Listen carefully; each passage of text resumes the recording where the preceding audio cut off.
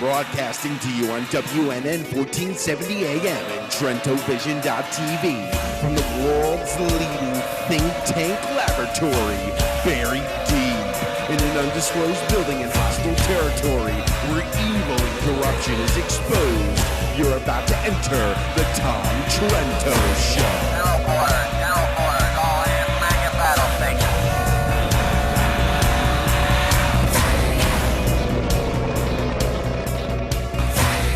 Tom Trento heads United West, a group that says it defends Western civilization against the onslaught of Islam. I don't know. There's something about this holiday season. Yes.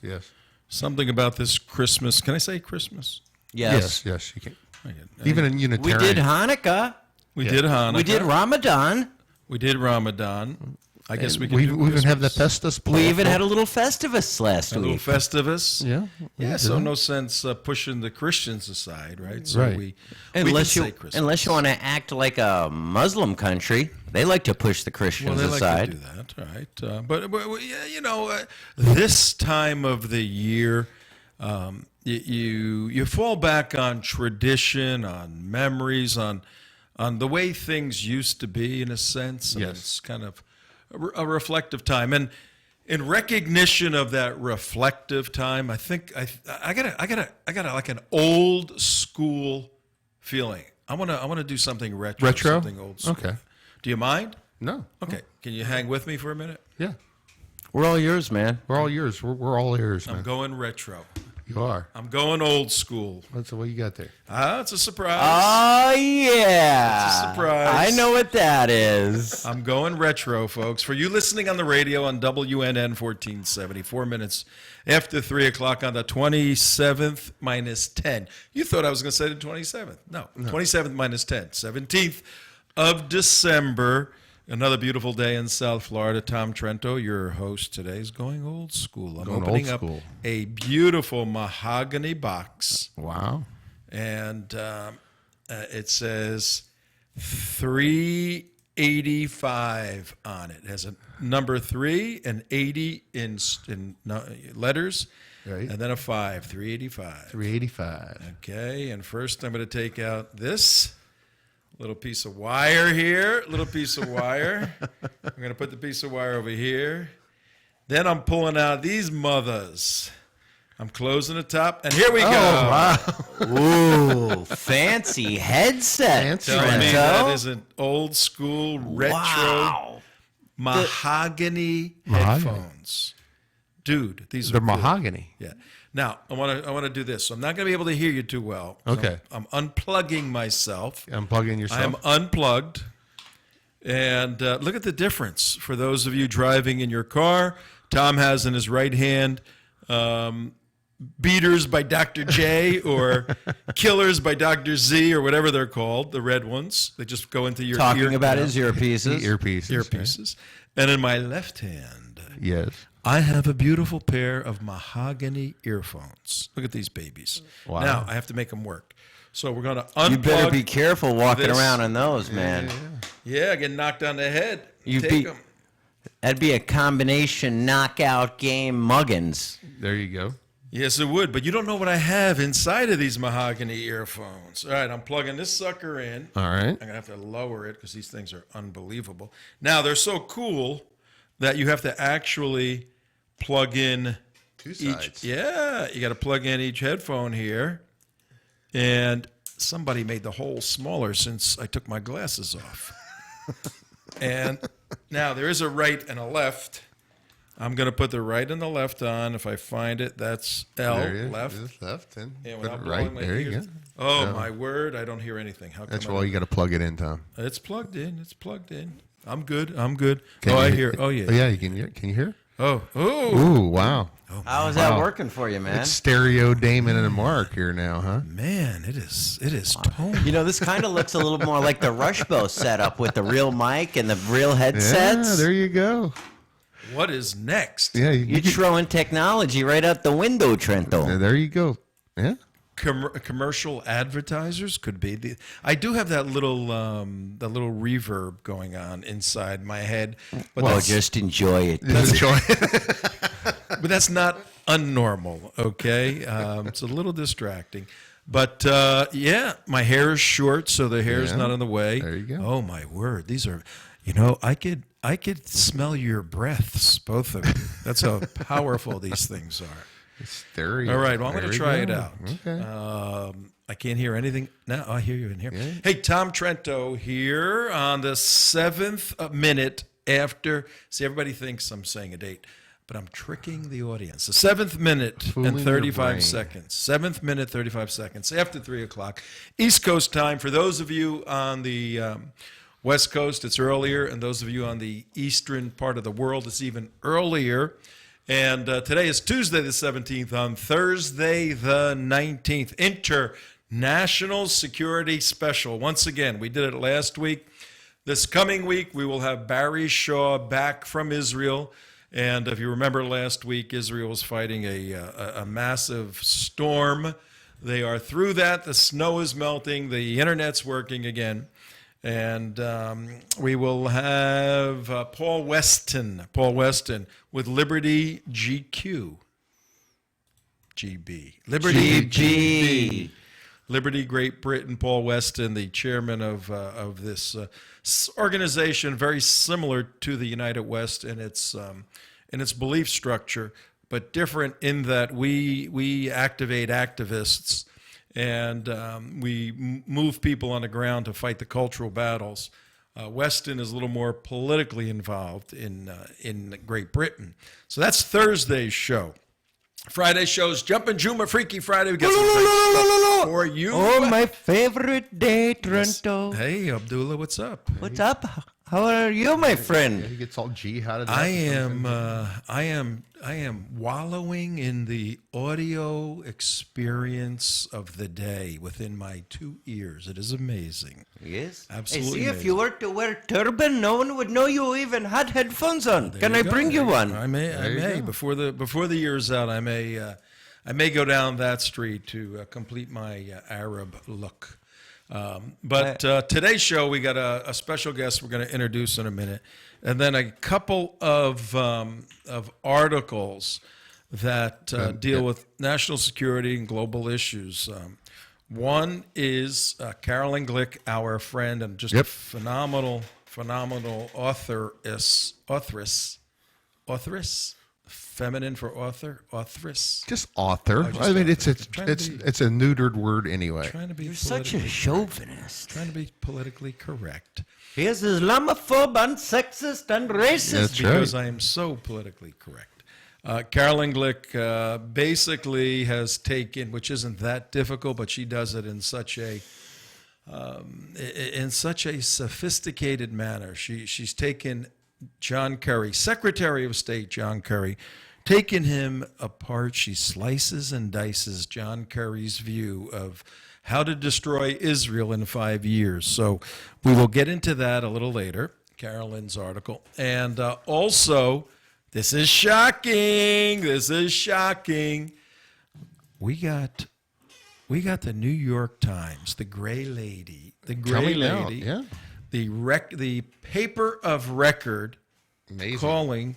calling the Muslim Brotherhood a terrorist organization. No Yes, way. yes, we Yes, do. we do. We have the New York Times calling the Muslim Brotherhood a terrorist organization. Wait until you see this a little bit later in the show. But our show is only possible because of the good people out there that make their $10, $18, $36, $25, $50, $100 donations monthly. That's essential to keep this show on the road. And then there are those out there that write some larger checks because we, as you know, we buy our own radio time. We could not get hired on a commercial AM station. This is not blog talk radio.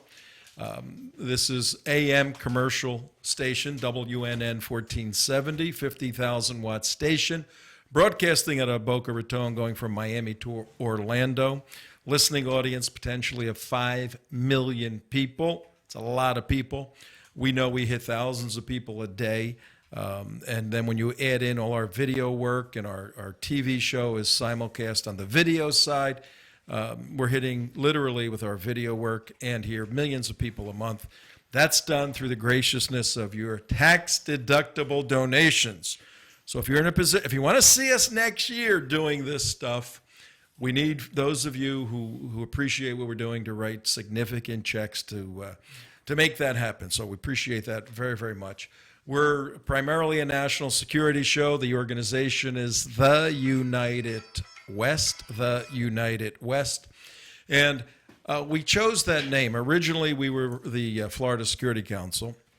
And we outgrew geographically the name of the Florida Security Council because we were going all over the place. Yes. And we picked the name The United West. We were going to pick The United Crazy People, but there's a problem with that. That's right. It's already taken. We were gonna call ourselves the Ununited Uniteds, but it seemed to be violating the law of non-contradiction.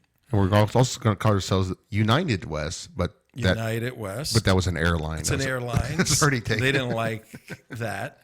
So we were going to call ourselves just the. Yeah, like Blackwater, the organization that provides the contractors. Tell me when we have Dan. We do. Oh, we have him. Okay. He can't hear us right now. Okay, so you guys sort that out, and I'll tell the folks what we're all about. We were going to pick the name but like Blackwater, they went from Blackwater to Xi, X-I. I had the volume off. But we decided to add to United West and call ourselves the United West. Why? Well, the main reason is our primary work is fighting the Islamic Jihad that has been unleashed out of hell back in our lifetime, primarily in 1948, and then in 1979 with the Iranian Revolution.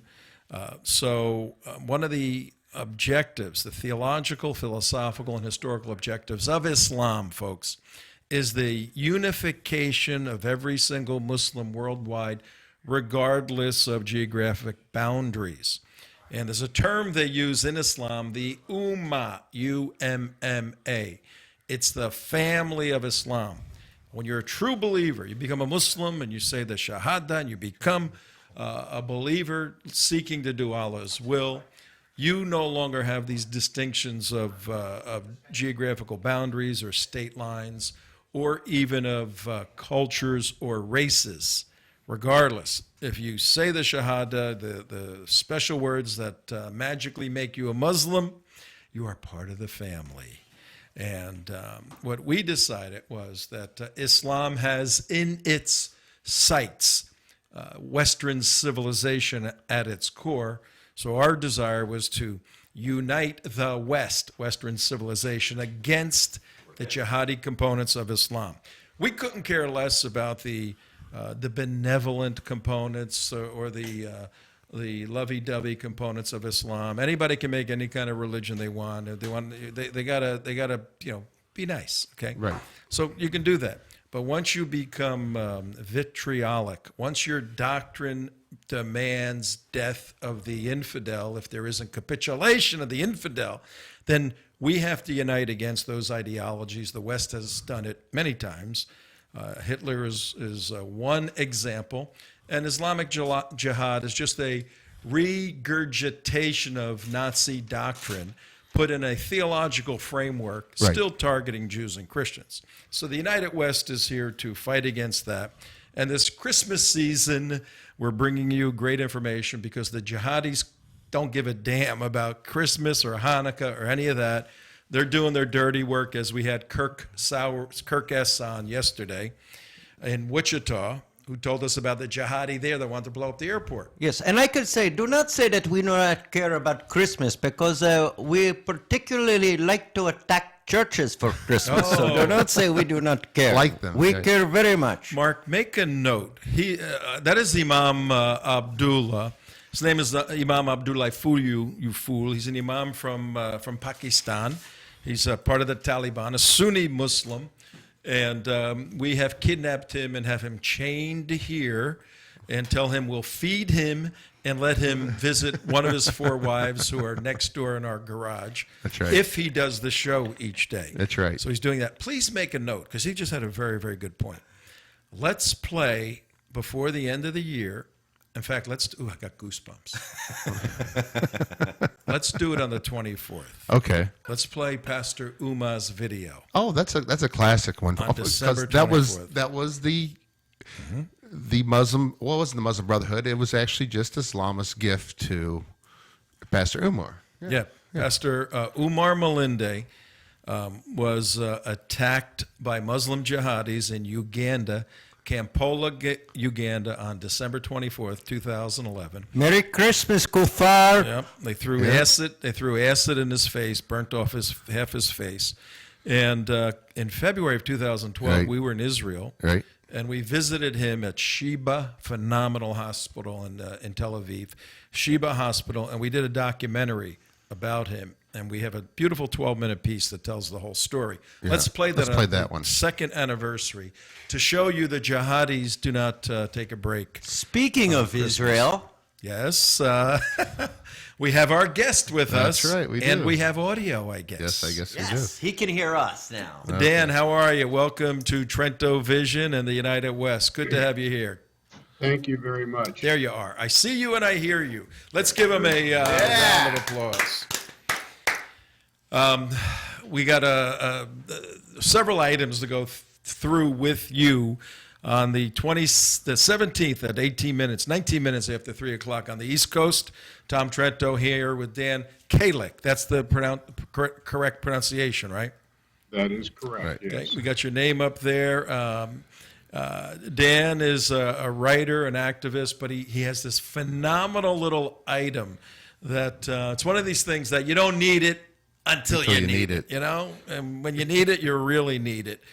Like the United West, you don't need us until you know, need and us. what I do love it, but we'll talk about it later. But the simplicity of the design, Yeah, it's pretty that's cool. just Very, amazing. very cool. So, Dan, let's take a minute. Introduce yourself to our audience. We have 2 audiences per se. We're a large radio station, so we have people driving in their automobiles, getting in and out, running around all over South Florida, actually all the way up to Orlando. I don't know if you know the geography. It's about 150, 200 miles long, about 30 miles wide. So, and it's a dense area. But then we simulcast what you see now, the video part of the show, on the internet, which goes all over the world. So, so your message is going to get out quite well. Tell us who you are, what you're doing, and then we'll introduce your invention before we get into all the other stuff. Great. Well, thank you for the opportunity to be on the program. I appreciate this very much. I'm originally from California, born and raised on the left coast, and there's a reason why I left the left coast. I made a right decision, if you will, and my wife and I, 3 years ago, next month, we moved to Israel. And we've been living in Israel since January of 2011. And during that particular time, I was fortunate enough to get introduced, actually through a really unusual circumstance, which I won't go into, but I met a gentleman there who was very well connected. And he introduced me to another gentleman, a retired paratrooper from the IDF, who has come up with this incredible product. And together, the 3 of us formed a company.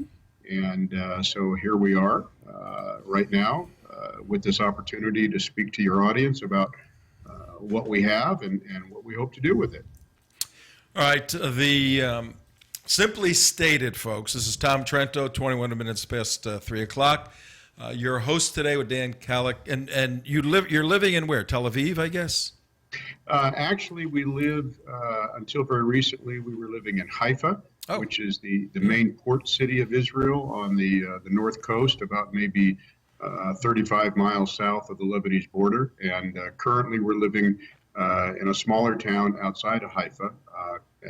So we're about, as I say, about 20 minutes north of Haifa, a little bit closer to the Lebanese border, actually. A little bit closer. Yeah. We were there. Mark and I were in Israel a month or so ago in September, October, and on a national security briefing, and we went up to the north. We've been before to the northwestern corner, right where the Lebanese border is. But this time we went a little bit west, a little bit east, I mean, and up to a kibbutz. It was kibbutz Mizgrav, Misgrav Am, Mizgrav Am. And these guys are looking over 100 meters out a fence, and on the other side of the fence is the Hezbollah flag flying. And we were so impressed. We may actually do a documentary on that kibbutz, and where they are standing guard 24/7 against the onslaught of Hez, you know. Yes. So, Yes. well, we pray for you guys in dangerous territory over there. We'll Right. get into a little later after we introduce your product. But a study was just done in Gaza, and 60% of the Palestinians in Gaza believe that peace talks will fail, and there will be a major confrontation between Gaza and Israel in the near future. So, unbelievable. Well, But- not unsurprisingly, Tom, the overwhelming majority of my fellow Israeli citizens believe that the current peace process will not produce an agreement, and they have virtually no faith in it whatsoever. No way. Really?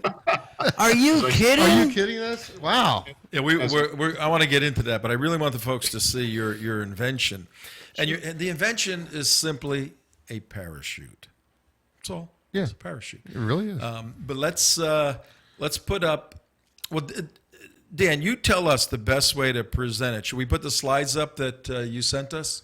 Well, why don't I give you a little description first, and then it might help to follow that with the graphic renderings, if that's okay. Yeah. Because right now, and this was by design, our listeners or viewers are going, "What the hell's Trento talking about? Why do I need a parachute? I don't even fly." you know? Right. Well, you may Exactly. need one in your life. Take a look at this. Go ahead. Dan. Right. Right. Well, in essence, the genesis of all of this is really 9/11. And post 9/11, there was a flurry of activity with respect to high-rise evacuation products. And a number of products hit the market subsequent to that. And to be honest with you, none of them have become very successful for a number of different reasons, not the least of which is, in some cases, a burdensome cost.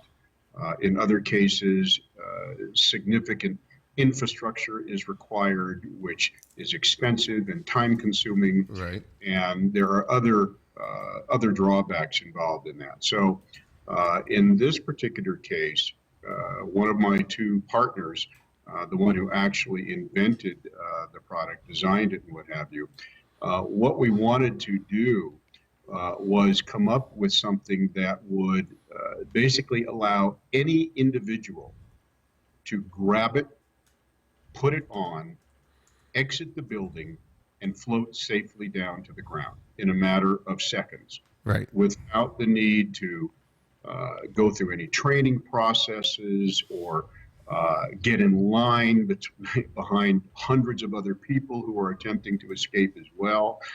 So we took a lot of factors into consideration when coming up with the design.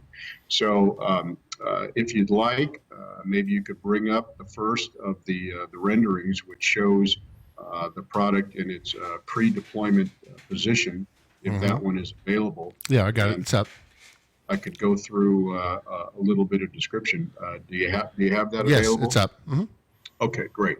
Well, position number one shows the individual about to put it on. Okay, and really, this is a product which, as I indicated, requires no training whatsoever. It comes in a self-contained backpack.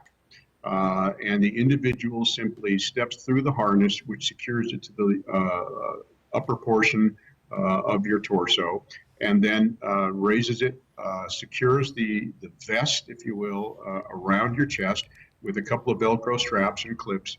And then the second second rendering shows the individual in the fully upright position, ready to go.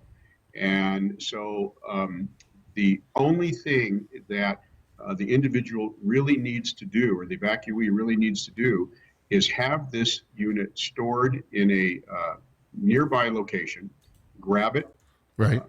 put it on, and then exit the building from the nearest location possible. That could be an open window, a door, or what have you. And for those who are stuck in high-rise buildings, we have included in it a free glass breaking tool. So that becomes a non-issue. Now, is the height? I mean, when you talk about a high-rise building, are you talking something over 8 stories, 10 stories, 15, 20? What type of high-rise building are you talking about? World Trade Center or what? Yeah, there are various definitions of what makes a high-rise building as such.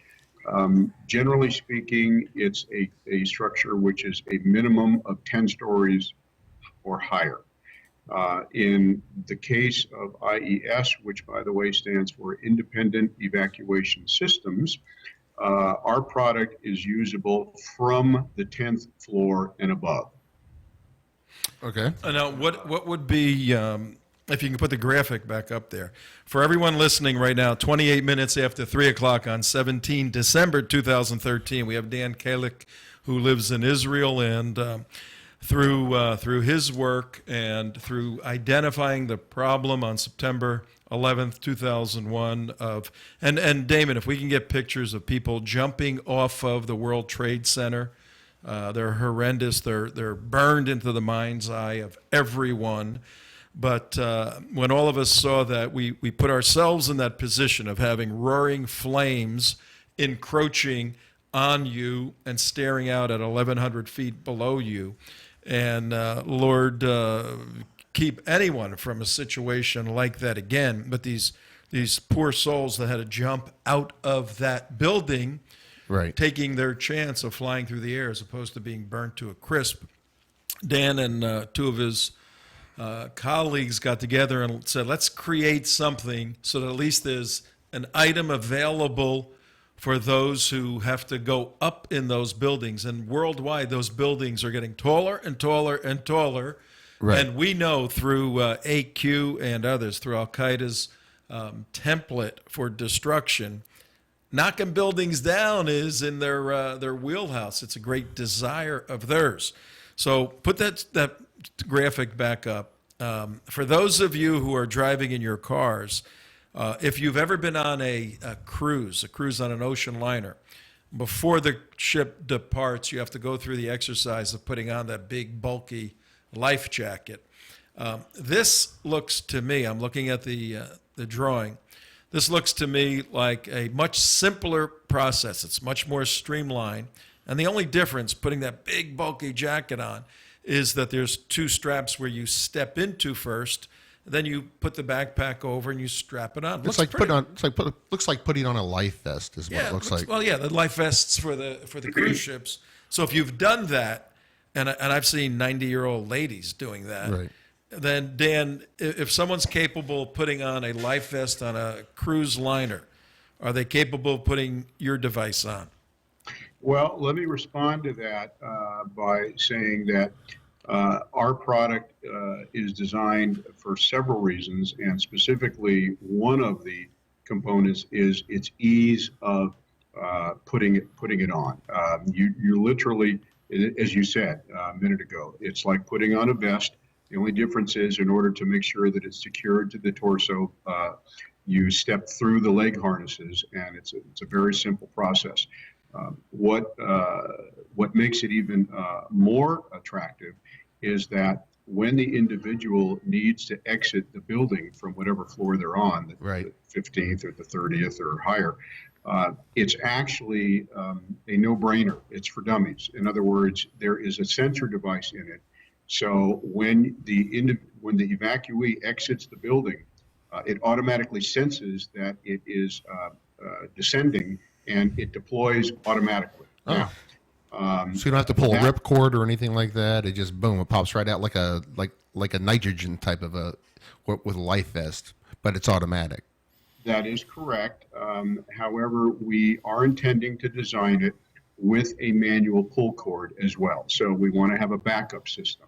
Right. Now, where the need for that becomes important as far as the automatic deployment feature is if, let's say, you've got an individual who is injured or possibly unconscious and they need to exit the building.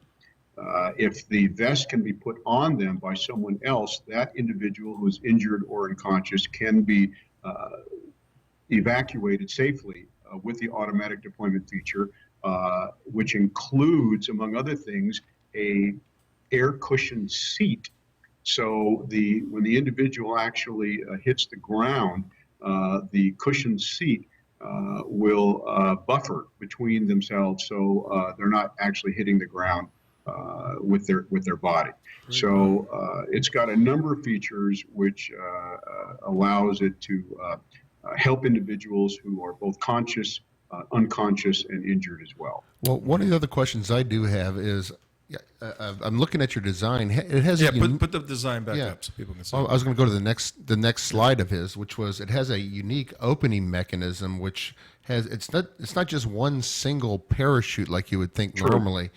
And I'm taking it this was actually designed as 4 parachutes on top of each other to open simultaneously to get between buildings and because you're going between buildings, you don't want the parachute getting caught on something. Is that part of the design, or what was the reason for the 4 parachute stack? There's multiple reasons for the quad stack parachutes.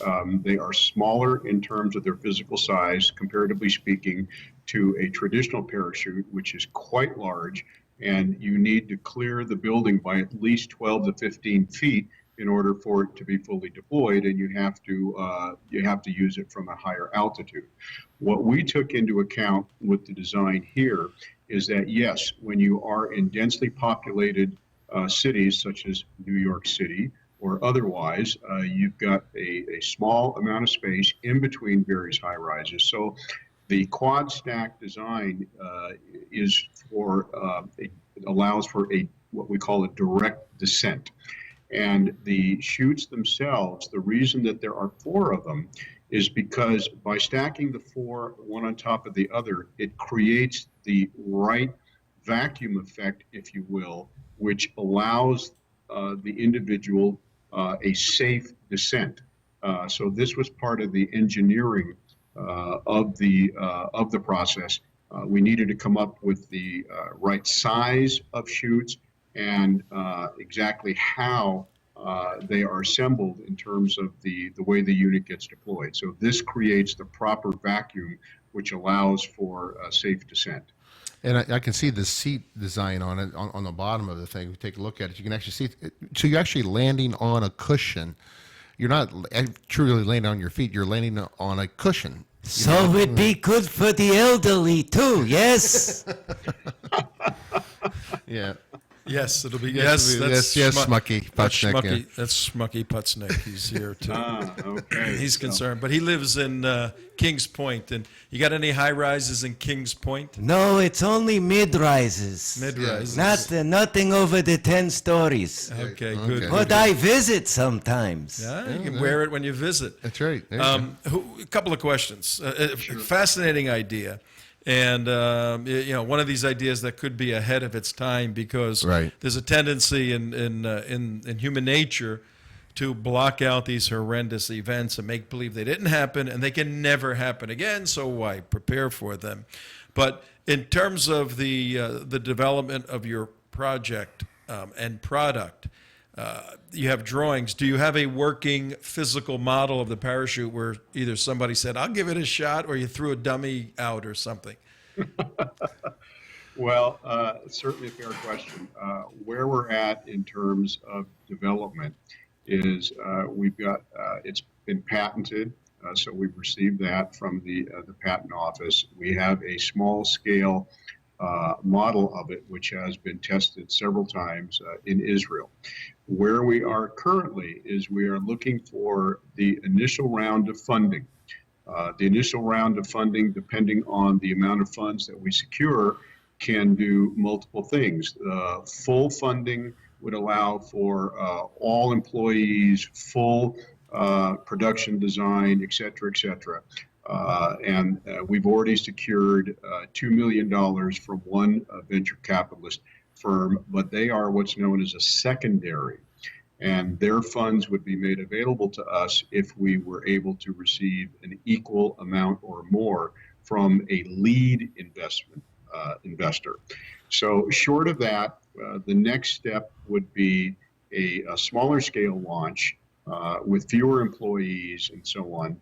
And the bare minimum would be securing the funds to produce a full-size working prototype, get a marketing video, and then do some pretty high-profile public demonstrations of the product, which we believe once those are done in the appropriate locations with the right individuals looking on, we think that there's going to be a lot of attention, and we'll be getting a number of folks interested in wanting to help us move this whole project forward. Well, so right now, we're looking for initial funding. Well, as an investor, if you're looking at it from that angle, is what do you estimate the cost to be for each one of the development of these models, and then how much would it cost for a high-rise building to pay for each one of these type of shoots? What are you looking to price these units at for the individual consumer? And even before that,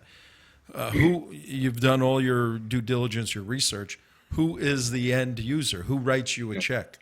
Right. Okay. Two good questions. First of all, as far as the end user is concerned, that's going to cover a lot of different classifications.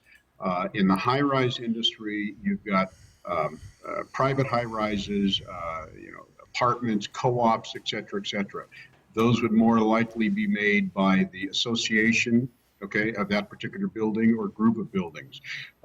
Then you've got commercial corporate high-rises, and in most cases where you've got executive teams parked on the top 1 or 2 or 3 floors, they would be most likely to make the decisions as to purchasing them. You've got retail buildings or leisure buildings such as hotel chains where you've got hundreds of locations throughout the world. Corporate headquarters would most likely be making the decisions in that area.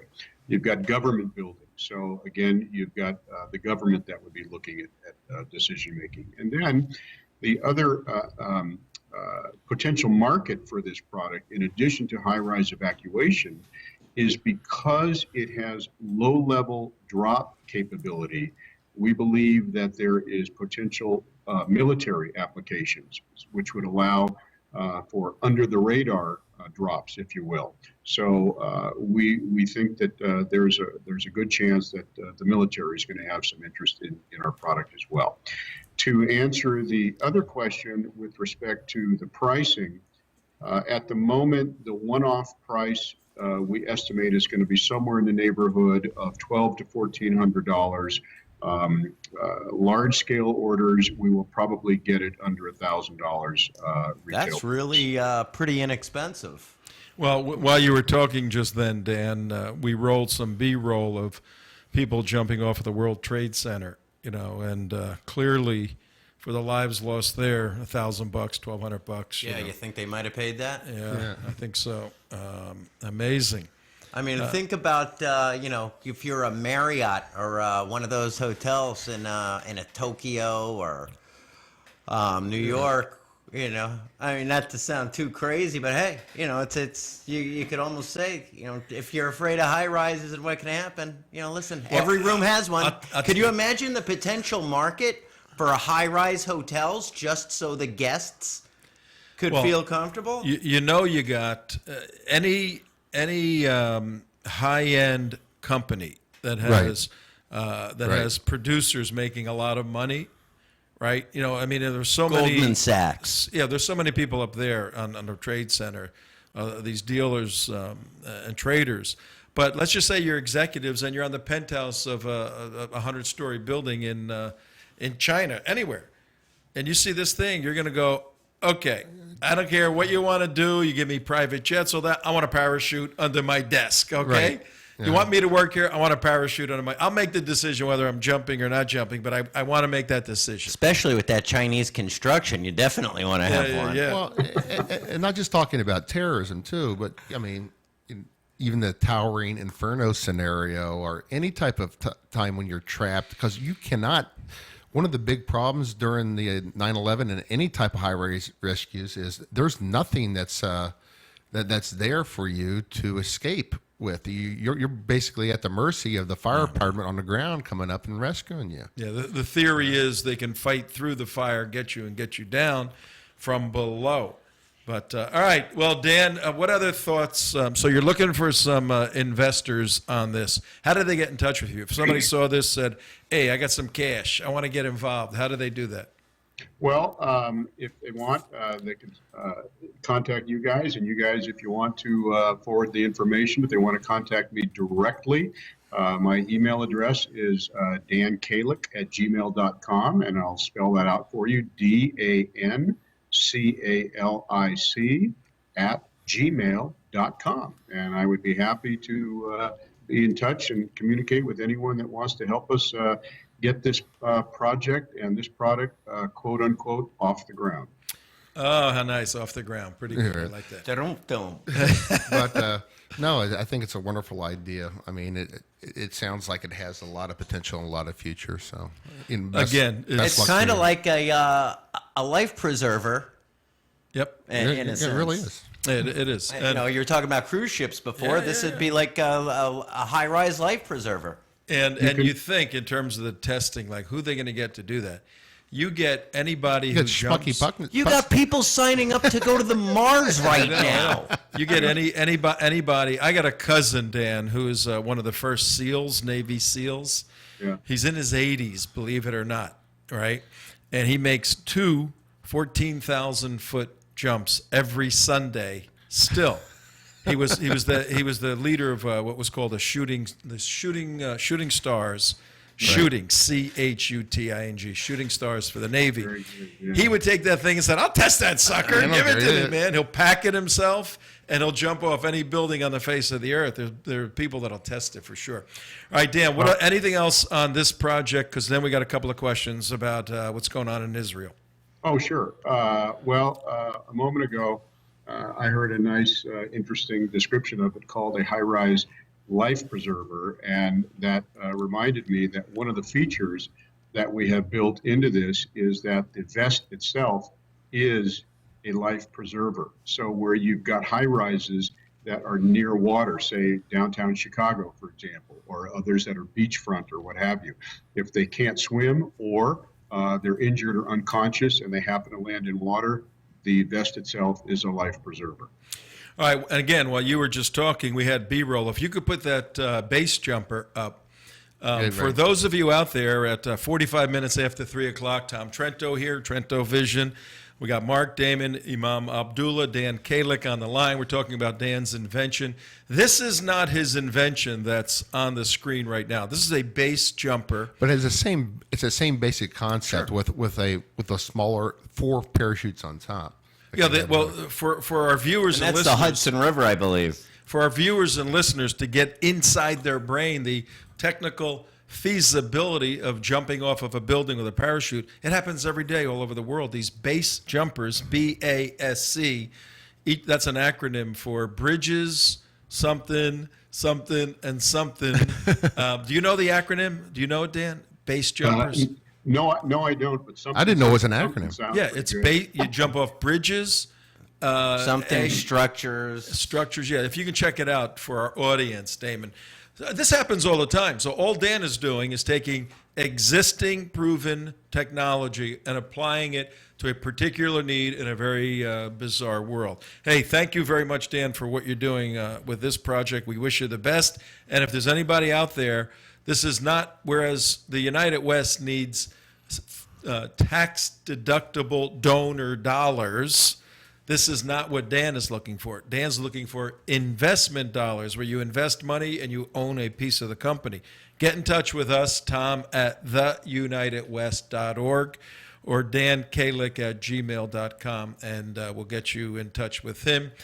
Tell us a little bit about Israel right now, and in particular, this deal with Iran and how it's being viewed by the Israelis.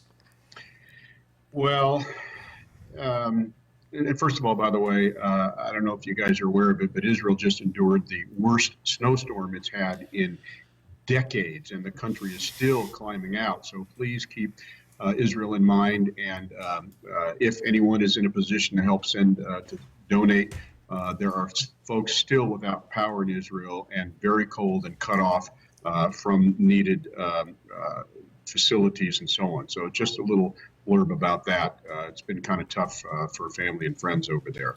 Well, hang on one second, Dan. Hang on.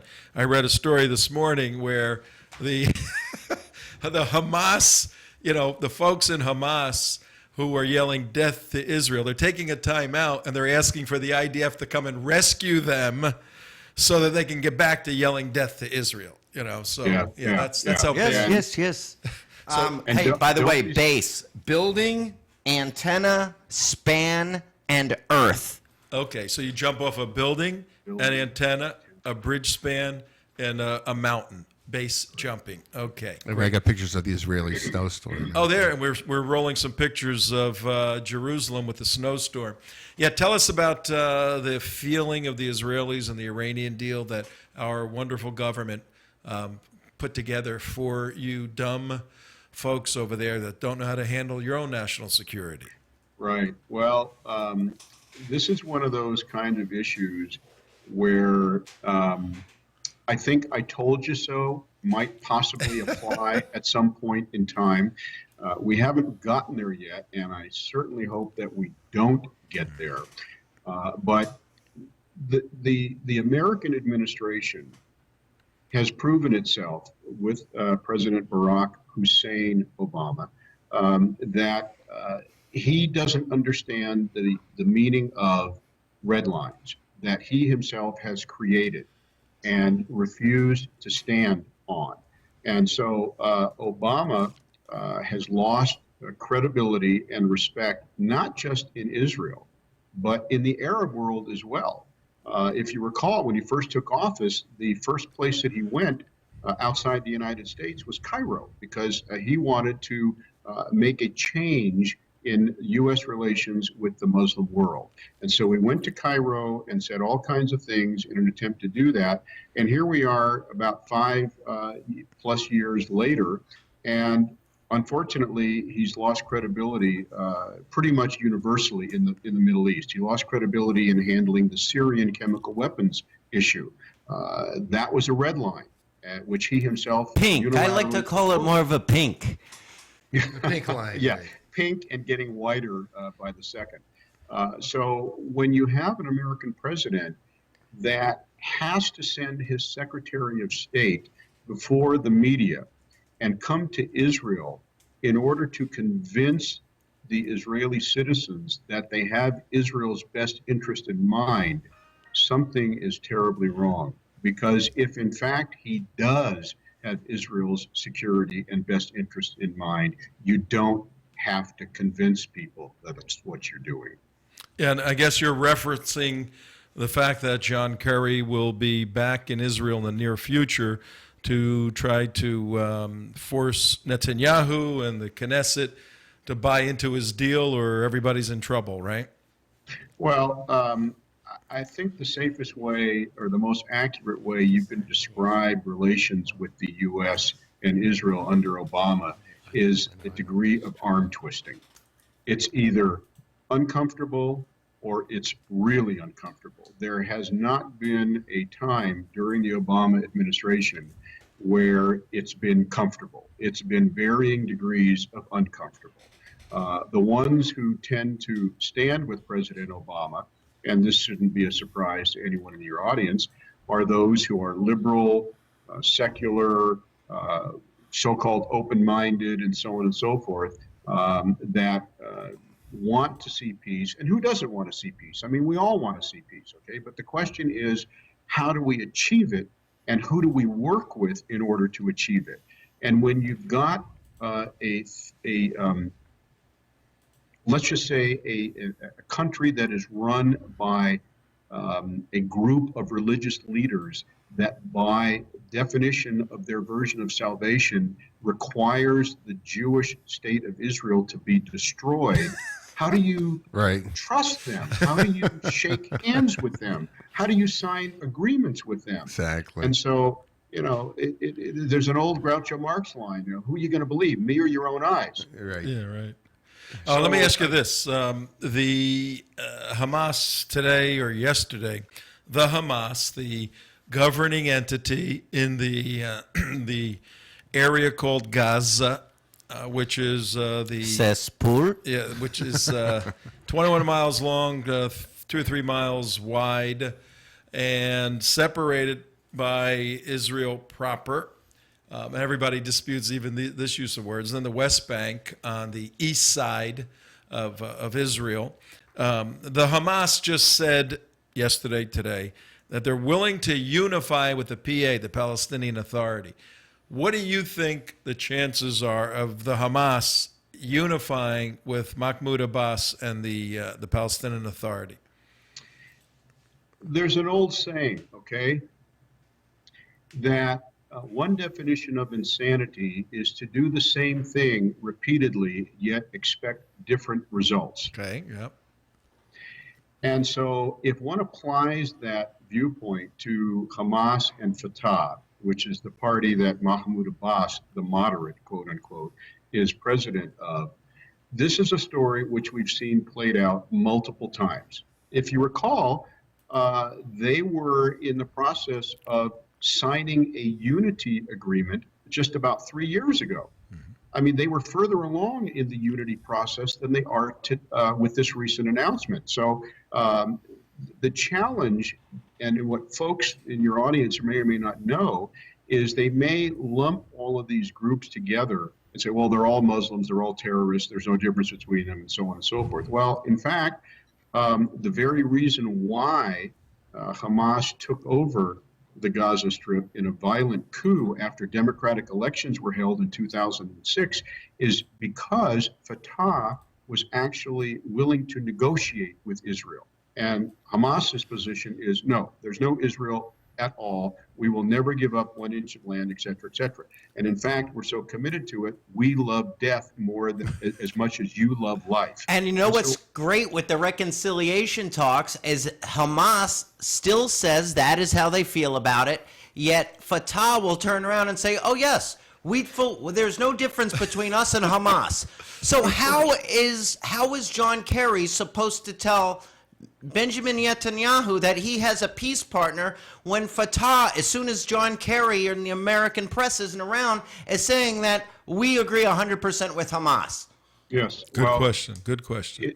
In essence, what you have is you have an American administration attempting to use the process to get Israel to make concessions. There will be no agreement unless Israel makes severe concessions. That is really the whole MO of the peace, quote unquote, peace process. It will not happen, and there will be no agreement unless Israel makes significant concessions. The question that I have is, when you turn that around, what are the concessions and the compromises that the Arabs are making? What have they offered? So when you put it on the table, it's a question of who's going to make the most concessions, and clearly the U.S. wants Israel to make all of them. Yep. Dan, let me ask you this one last thing. This is Damon again. Is how close are the citizens of Israel to telling the rest of the world, stop? Enough is enough. The two-state solution is dead. How long away from it till that sets in? Well, that's not an easy question to answer, because you have to put this within the context of being considered or being viewed as being flexible. And I think that is what Netanyahu has tried to do throughout the course of his administration. My personal assessment is that Benjamin Netanyahu will not will not personally support a two-state solution, because the definition of a two-state solution, if you take Mahmoud Abbas's definition, is that every single Jew that lives in Judea Samaria, aka the West Bank, has to be uprooted and relocated. He requires a 100% Jew-free state. Judenrein. Yes. And yet there are 1.5 million Arabs that are full citizens living within Israel. So there is irony and hypocrisy associated with that. I think Netanyahu is in a position where he has to say certain things for public consumption. Otherwise, he would be viewed as being inflexible. So he does this, I think, with the personal knowledge that it will not happen, because the Muslims will never agree, in my opinion, to a two-state solution which will allow Jewish control of Temple Mount.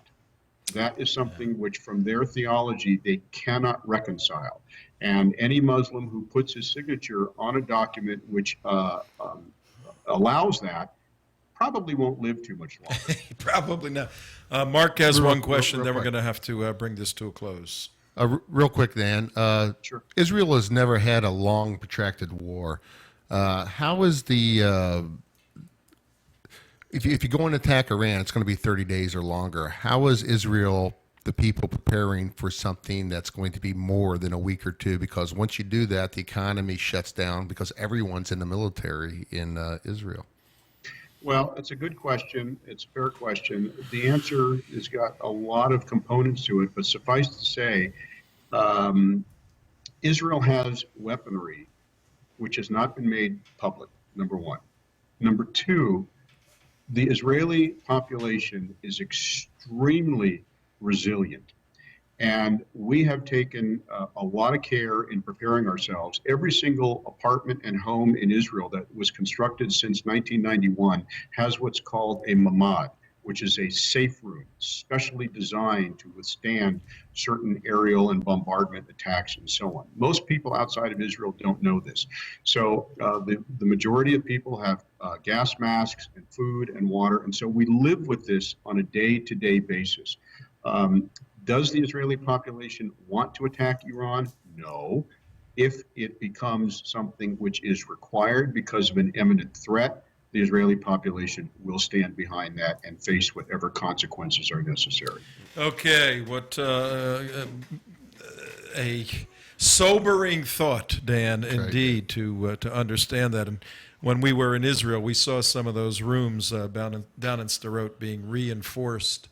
But we got to let you go right now. We enjoyed our short hour together, and we're rooting for you and your product. I think it's phenomenal.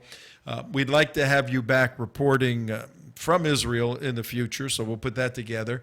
You stay safe there, and let's give Dan a round of applause. That's what's Thanks, like. Dan. We Thank appreciate you. it. All right, we'll see you, Dan. you. Take care. Okay. All right, bye-bye. Very interesting. Very interesting stuff. Yeah, I think he's got a great product. Can you imagine? I felt it. I've been close to car fires where you can't. It's a physical wall. You can't move. Imagine that thing coming and you're sitting in that windowsill and looking down. You got your parachute on, and you're wondering if a fireman is going to run through, or if you got to jump. Oh Lord! But you know what? You want to have it there just in case. Yeah. Any closing thoughts, guys? We got about 30 seconds. No, it sounds like a great product. I think something definitely in need and something I think is definitely required. I think it's a great idea. I lived on the 44th floor in Chicago for 9 years. I could tell you if I lived on the 44th floor again and they were available, I'd own one. Yep. I was on the 15th floor in Chicago, and that was high enough, you know? All right, guys, ladies and gentlemen, on the 17th of December, 2013, Tom Trento saying goodbye for Mark Damon, Imam Abdullah, CJ, and everyone else here at our house. Bye-bye. See you tomorrow.